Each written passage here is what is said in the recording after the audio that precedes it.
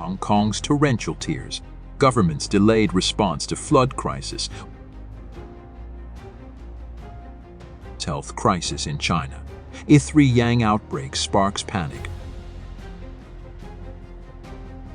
smoke-filled cabin and engine fire, a nightmare on flight K433,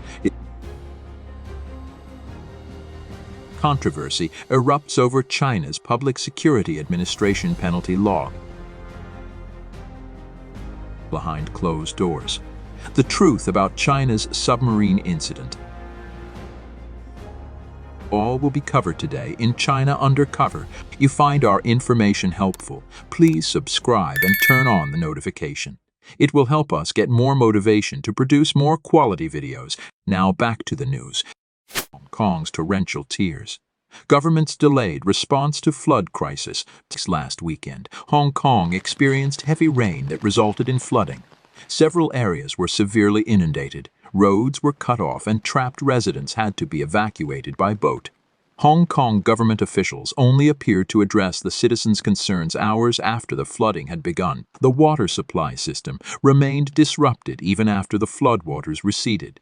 Citizens criticized the government for avoiding public sentiment, reflecting a complete failure of the so-called patriots governing Hong Kong in the face of this disaster. Could it be that nature is sending a message to Hong Kong saying, not only has your system become one country, one system, but even natural disasters now seem to have the same fate as the mainland? On the morning of September 8th, Shenzhen Reservoir discharged water, resulting in severe flooding in multiple areas of Hong Kong, including Wong Tai Sin, Chai Wan Wan Chai, and Tuen Mun North District. Roads turned into rivers, shopping malls were submerged.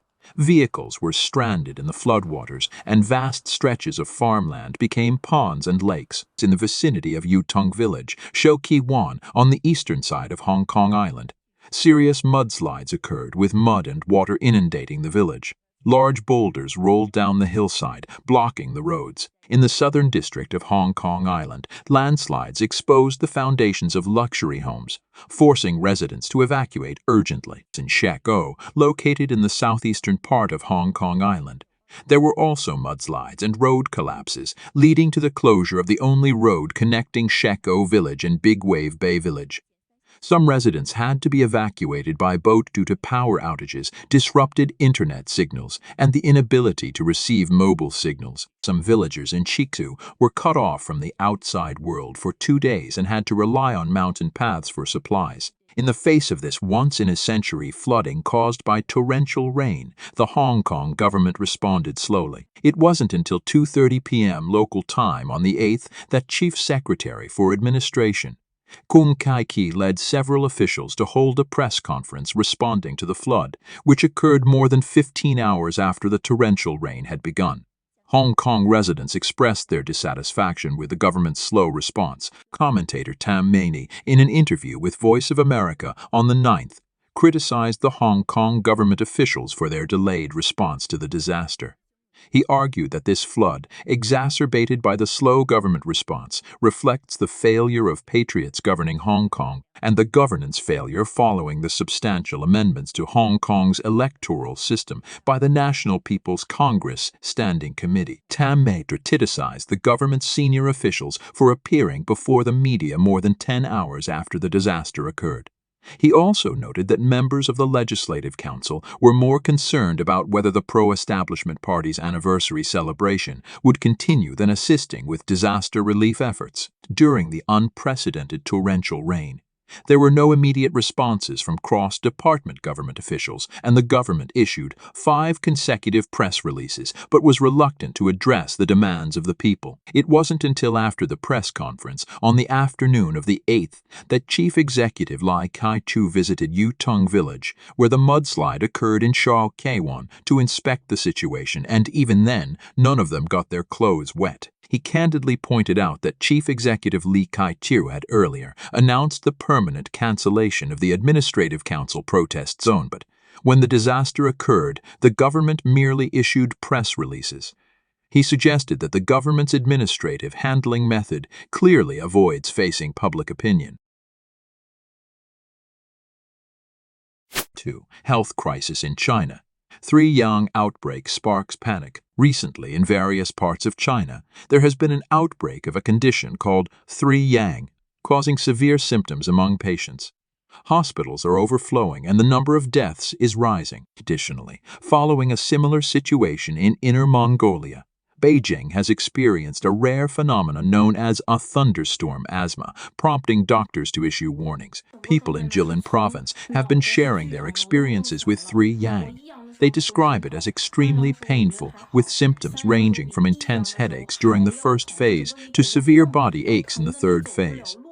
Patients also experience a sore throat, weakness, and difficulty breathing. China's Center for Disease Control recently reported concerning statistics for August. There were 532 new severe COVID-19 cases, resulting in 43 deaths. The daily attendance at fever clinics fluctuated around 125,000 patients. The positivity rate for COVID-19 among flu-like cases has been gradually increasing. It's important to note that there have been concerns about the Chinese government not providing transparent information. Dr. Li Gang, a respiratory specialist at a top-tier hospital in Anhui, mentioned that, since August, the positivity rate of COVID-19 among patients with flu-like symptoms has risen from 14.4 in early August to 19.6 by late August, indicating a new small-scale outbreak. In Jilin province, a doctor named Dr. Shi Baowen expressed his frustration as his wife also tested positive for the virus after he did. This illustrates the high contagiousness of the disease, and it often affects entire families, with some experiencing multiple infections. On September 8th, the Chinese CDC reported an outbreak of monkeypox in August, with 501 confirmed cases, particularly in Guangdong, Zhejiang, Beijing, and Shanghai.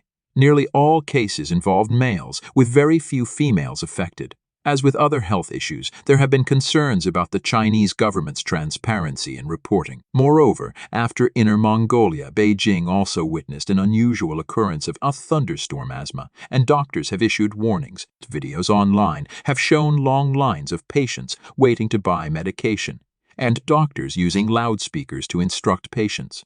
Hospitals are overcrowded, raising concerns among the public. Smoke-filled cabin and engine fire. A nightmare on Flight CA-403. On September 10th, China International Airlines Flight CA-403, flying from Chengdu Tianfu Airport to Singapore Changi Airport, experienced an engine fire during the flight, causing smoke to fill the cabin. After the plane landed, passengers were evacuated urgently, and some passengers still recall the frightening experience. Red Star News reported that after the evacuation, some passengers shared their experiences on social media. One passenger wrote, "For the first time in my life, it was so scary."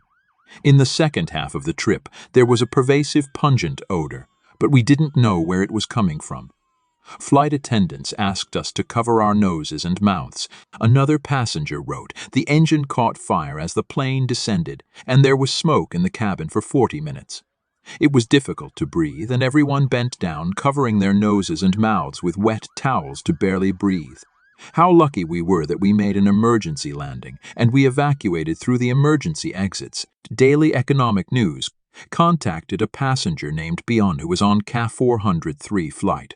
According to his account, during the descent, he initially smelled the odor of aviation kerosene. As the plane continued to descend, the odor became stronger, and he felt discomfort in his lungs and eyes. Later, thick smoke began to emerge from the front cabin and gradually spread throughout the plane.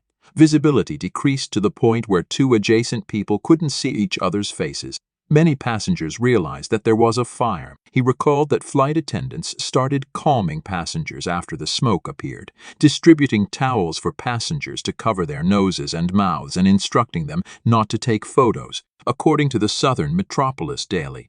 Information from Singapore Changi Airport indicated that during the flight to Changi Airport, Flight CA-403 had smoke in the forward cargo hold and lavatory, and the left engine briefly caught fire. The aircraft was an Airbus A320-200 in series with an age of 4.7 years. The cause of the incident is under investigation. Controversy erupts over China's Public Security Administration penalty law. In recent days, the official promotion of the Public Security Administration penalty law by the Chinese Communist Party has sparked controversy over abuse of power.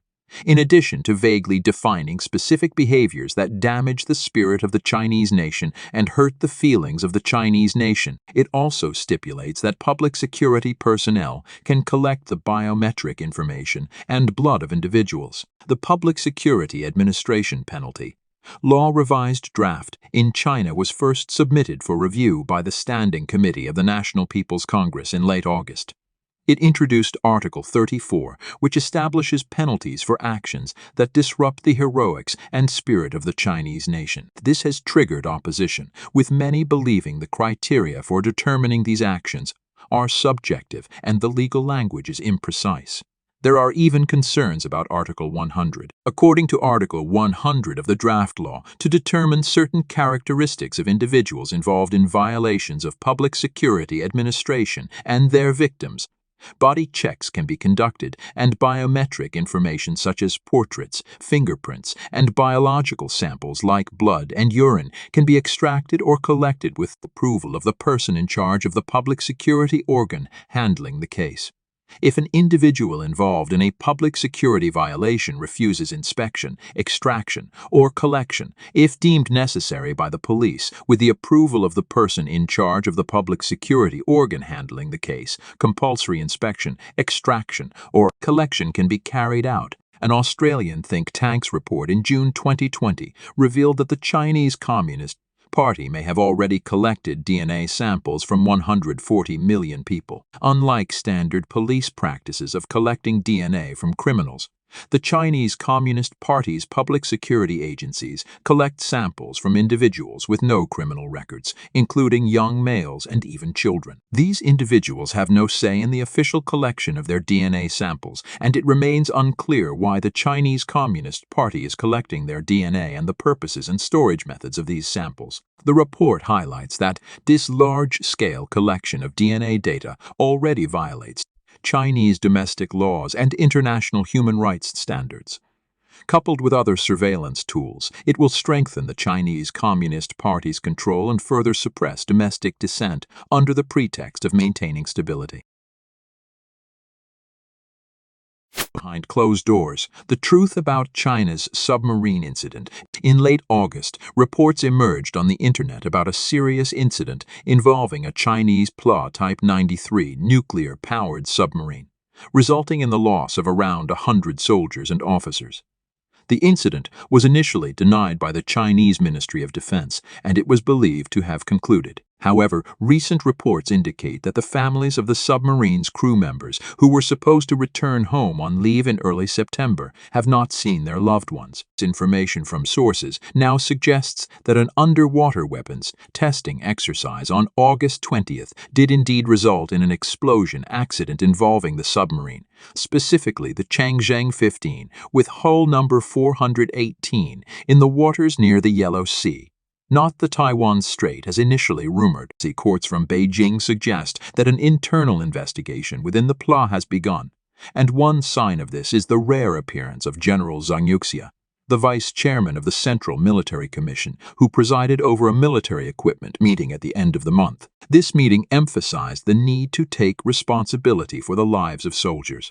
Insiders reveal that in the case of such accidents in the play, authorities often do not immediately assign blame for secrecy reasons but take action later. Observers are keen to watch for any unusual movements or disciplinary measures taken against military personnel involved, especially Wang Dazong, the commander of the PLA Northern Theater Command Navy, which might serve as an important indicator of the severity of the submarine accident. While official statements continue to deny the submarine incident's occurrence, the delayed return of the crew members on leave and the unusual military meeting requesting accountability for soldiers' lives have raised suspicions. Past incidents in the Chinese military, such as the collision of a vessel with hull number 418 in 1959, took months to be confirmed, and details were kept highly classified.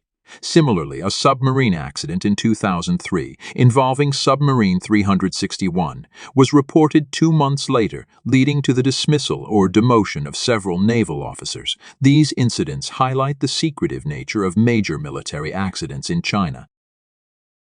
And that is today's episode. If you found this video informative, please subscribe and ring a bell to get notification. Thank you for watching and see you next time.